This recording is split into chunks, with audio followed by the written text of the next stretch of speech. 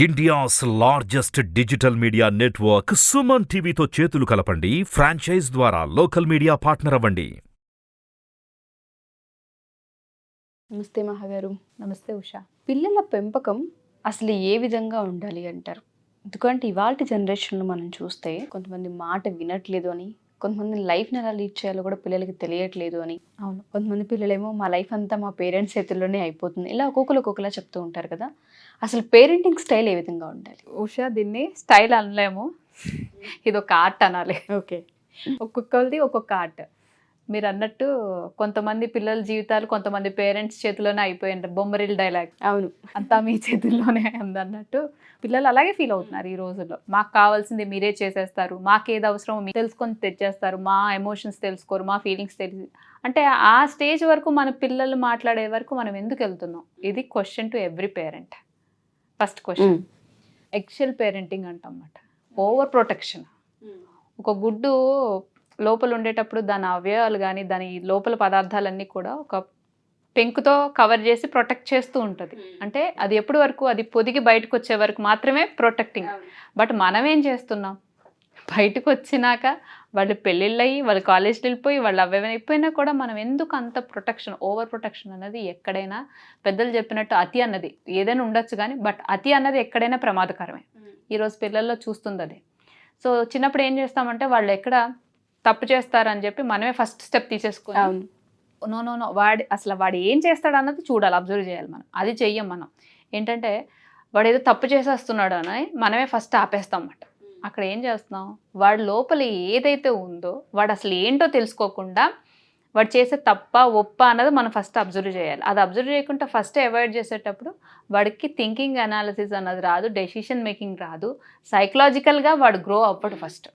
ఇప్పుడు ఏంటంటే ఏదైనా పని చేస్తే అది నీకు రాదు, వదిలేసే, నీ వల్ల కాదు, నీ చేత కాదు, ఇది తప్పు, ఇది ఒప్పు అని ప్రతిదానికి మనం ఒక క్వశ్చన్, ఒక లేబుల్ వేస్తున్నప్పుడు వాడికి ఏం తెలియదు, ఇది రైటా రాంగ్ అనేది తెలియదు.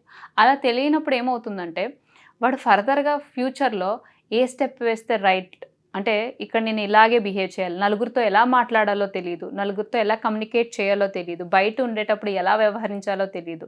తన స్టడీస్లో అకాడమిక్స్లో కూడా సో ప్రాబ్లమ్ సాల్వింగ్ అన్నది వాడికి రాదు, సెల్ఫ్ డెసిషన్ రాదు, థింకింగ్ అన్నది చాలా తక్కువ ఉంటుంది. అంటే ఇది ఇంత ఇంపాక్ట్ చూపిస్తుందా అనే డౌట్ అందరికీ వస్తుంది. ఆబ్వియస్లీ మనల్నే ఒక రూమ్లో పెట్టి ఒక 1 month ఏదో మనం చేయాల్సిన పనులన్నీ వాళ్ళు చేసేటప్పటికి ఒక సాచురేషన్ పాయింట్, అంటే కట్టలు తెంచుకున్నట్టు ఒక్కసారి మనం అరుస్తామా లేదా? ఖచ్చితంగా అరుస్తాం. సో వీళ్ళు ఇప్పుడు చిన్నప్పుడు చెప్పకపోవచ్చు. ఇవేమవుతాయి అంటే కొన్నాళ్ళకి వాడికి గ్రాంటెడ్ అయిపోయి అది గారాబం అయిపోతుంది. అంటే ఏమున్నా నాకు వాళ్ళు ఉన్నారు, నాకు అవసరం లేదు. ఇప్పుడు ఎప్పుడైతే మనం ఇవన్నీ కట్టడి చేసేస్తామో వాడికి ఆ సెల్ఫ్ అనాలిసిస్ లేనప్పుడు వాడు ప్రతిదీ పేరెంట్ మీద డిపెండ్ అవుతాడు. మనం ఒకప్పుడు దాన్ని ప్రొటెక్షన్ కింద అనుకున్నాము, బట్ వాడికి ఇది ఇప్పుడు గ్రాంటెడ్ అయిపోయి ఏమవుతుందంటే వాడు సెల్ఫ్ డెసిషన్ ఏం రాకుంటే ఇప్పుడు ఏ కష్టం వచ్చినా, చిన్న కష్టం వచ్చినా పేరెంట్స్ మీద డిపెండ్ అవ్వడం మొదలు పెడతారు. పేరెంట్స్ దాన్ని ఎలా తీసుకుంటారంటే వీడికి ఇంకింతే అని మనం ఒక మార్క్ వేసి వదిలేం, వీడికి ఇంకేం రాదు అని అనుకుంటాం.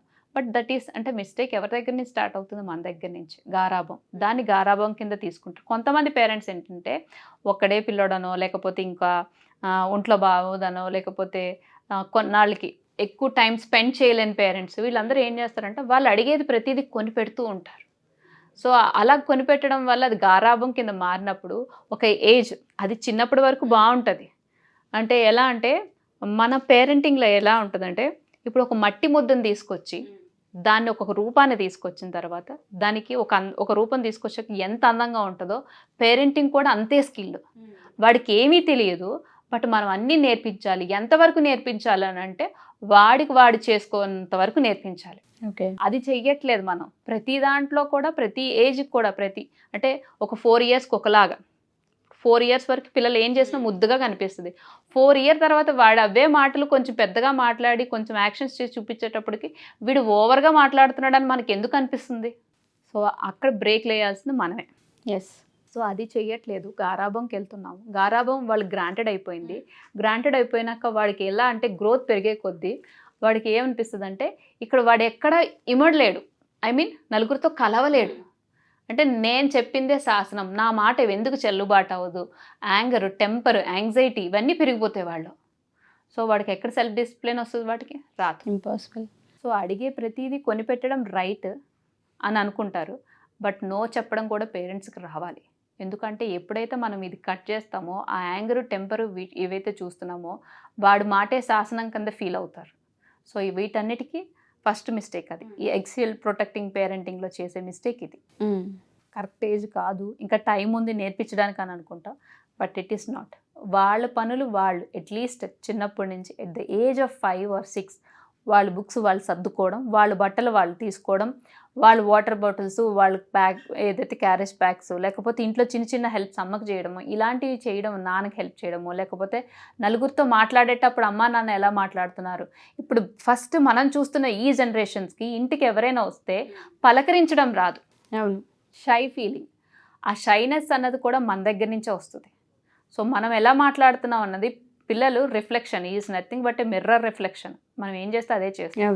కోట్ లాస్ట్లు ఇవ్వక్కర్లేదు, బేసిక్గా వాళ్ళు అంటే లైఫ్ స్టైల్లోనే మనం బేసిక్ థింగ్స్ నేర్పించగలిగితే చాలు. మీరు అన్నట్టుగానే చాలామంది పిల్లలకి ఎక్కువ కంఫర్ట్స్ ఇచ్చేసేసి, లేదు అంటే మొత్తం వాళ్ళే ప్రొటెక్ట్ చేసేసి, వాళ్ళు తీసుకునే ప్రతి స్టెప్లోనూ ముందు స్టెప్ వీళ్ళు అవ్వాలని ఎప్పుడైతే అనుకుంటూ ఉంటారో తెలియకుండా పిల్లలకి డెసిషన్ మేకింగ్ రాదు. ఫస్ట్ చూస్ చేసుకోలేరు, దేన్ని డిపెండెంట్ అయిపోతూ ఉంటుంటారు. దానివల్ల పిల్లలకి తెలియకుండానే ఒక 30-40 సంవత్సరాలు వచ్చిన తర్వాత ఎక్కడో పేరెంటింగ్ వైపు నెగిటివ్ తంతూనే ఉంటుంటుంది. ఇంత చండాలమైన పేరెంటింగ్ చేశారా మా పేరెంట్స్ అనే దానికి వెళ్ళిపోతూ ఉంటారు పిల్లలు. ఆబ్వియస్లీ ఇప్పుడు వాడికి లైఫ్లో అప్పుడు తెలియకపోవచ్చు, but when he started comparing with others, అంటే కొంతమంది ఇప్పటి వరకు ఒక ఏజ్ వరకు సమాజాన్ని చూస్తారు కానీ అర్థం చేసుకోలేరు. ఒక ఏజ్ దాటిన తర్వాత సమాజంలోకి వెళ్ళిన తర్వాత తను ఏం కోల్పోయాడో అక్కడ అర్థం అవుతున్నప్పుడు ఓ మా పేరెంట్స్ ఇలా చేశారా అని అంటారు. బట్ మీరు ప్రేమతో చేశారనే విషయం మీకు మాత్రమే అర్థమవుతుంది, వాడికి మాత్రం అక్కడ ఏం అర్థం అవుతుంటే ఓ ఇన్ని కోల్పోయానా నేను అని వాడికి అర్థమవుతుంది. సో ఇది ఎవరు తప్పు అని అనడానికి అక్కడ బాండింగ్ అన్నది ఎంత ఇంపార్టెన్సో అలా ఫ్రీడమ్ ఇచ్చి ఇవ్వనట్టు చూస్తూ ఉండాలి, చూడనట్టు ఉండాలి. ఎలా ఉండాలంటే he is doing mistake, let hold him and pick him, అంతే. వాడు అక్కడ తప్పు చేస్తే పట్టుకొని వెనక్కి లాగాలి తప్ప అడ్డుగట్టలాగా మొత్తం నించోకూడదు. మనం చెయ్యనివ్వాలి. చేసేటప్పుడు వాడు చేసేది తప్ప ఒప్ప అనేది మనకు తెలుస్తుంది కాబట్టి యాజ్ ఎ జడ్జి కింద వెళ్ళి నువ్వు రాంగ్, ఇదే శాసనం, నువ్వు ఇలాగే చేయాలి. అండ్ ఇంకొకటి అండి ఉషా గారు, ఇప్పుడు ఉన్న పేరెంటింగ్లో కానీ ఏ విషయంలో మాట్లాడినా కూడాను సోషల్ ఇన్ఫ్లుయెన్స్ బాగా ఎక్కువ అండి. ఒప్పుకుంటాను, ట్రూ, చాలా ఇన్ఫ్లుయెన్స్ ఉంది. 90% సోషల్ ఇన్ఫ్లుయెన్స్ అండి. ఇప్పుడు మీ పిల్లలు ఇలాగా అలా అంటే ఈ గారాభం వల్ల వాడు మనం ఏమైనా మాట్లాడితే ఏదైనా గ్రాంటెడ్, బయట వాళ్ళు ఏమనుకుంటారా అని మనం ఎక్కువ నేర్పిస్తాం. మన కోసం మన పిల్లలు ఎలా ఉండాలన్న అనాలిసిస్ కన్నా అది ఆలోచించము, బయట వాళ్ళు మన పిల్లల్ని ఏమనేస్తారన్న భయానికి మేము నేర్పించే వాళ్ళు ఎక్కువ మంది ఉంటారు. అంటే కంపారిజన్, సోషల్ ఇన్ఫ్లుయెన్స్ ఎక్కడి నుంచి మొదలవుతుందో కంపారిజన్ నుంచి స్టార్ట్ అవుతుంది. ఎప్పుడైతే కంపారిజన్ స్టార్ట్ అయిందో బయట పిల్లలు అలాగా వాళ్ళలాగా వీళ్ళ, బట్ మన పిల్లలు మనకి ఎలా కావాలో మనం డెసిషన్ తీసుకోవాలి కానీ ఎవరో పిల్లలతో మనం కంపేర్ చేసుకోవడం అన్నది రైట్ కాదు. ఇప్పుడు అందరికీ ఒకేలా ఉంటుందని ప్రతి చైల్డ్ యూనిక్ అని ఎందుకు అంటామంటే వాడు టైం అయినప్పుడు వాడు షైన్ అవుతాడు. ప్రతి దగ్గర కొటేషన్స్ పెడుతూనే ఉంటారు, every star will shine when it time will come. Yes. అది కాకుండా మీ టైమ్ లైన్స్కో, మీ గ్రడ్జెస్కో, మీ సోషల్ అపీరెన్స్కో, లేకపోతే మీ సోషల్ ఇన్ఫ్లుయెన్సెస్ కోసమో పిల్లల్ని అలా టార్గెట్ చేయడం కూడా కరెక్ట్ కాదు. పేరెంటింగ్లో ఇది కూడా వన్ మిస్టేక్ అని అంటాను. ఎందుకంటే ఇప్పుడున్న సమాజానికి సోషల్ ఇన్ఫ్లుయెన్స్ ఎందుకు అని అంటున్నామంటే చాలా కథనాలు వింటున్నాం, సూసైడ్ అటెంప్ట్స్, స్ట్రెస్ తట్టుకోలేక లెటర్స్ రాస్తున్నారు. పేరెంటింగ్లో ఇన్ని మిస్టేక్స్ మనం చేస్తామంటే తెలిసి మాత్రం కాదు, తెలియకే చేస్తున్నాం. ఎందుకంటే ప్రొటెక్షన్, ఓవర్ ప్రొటెక్షన్ అవసరం, but over protection. Thank you so much మహా గారు. ఒక మంచి సబ్జెక్ట్ ఇది. పేరెంట్స్ అందరికి కూడాను తెలిసి కాదు తెలియక చేసే మిస్టేక్సే, బట్ తెలుసుకునే ప్రయత్నం, అవగాహన చేసుకునే ఒక చిన్న అవకాశమే ఈ వీడియో.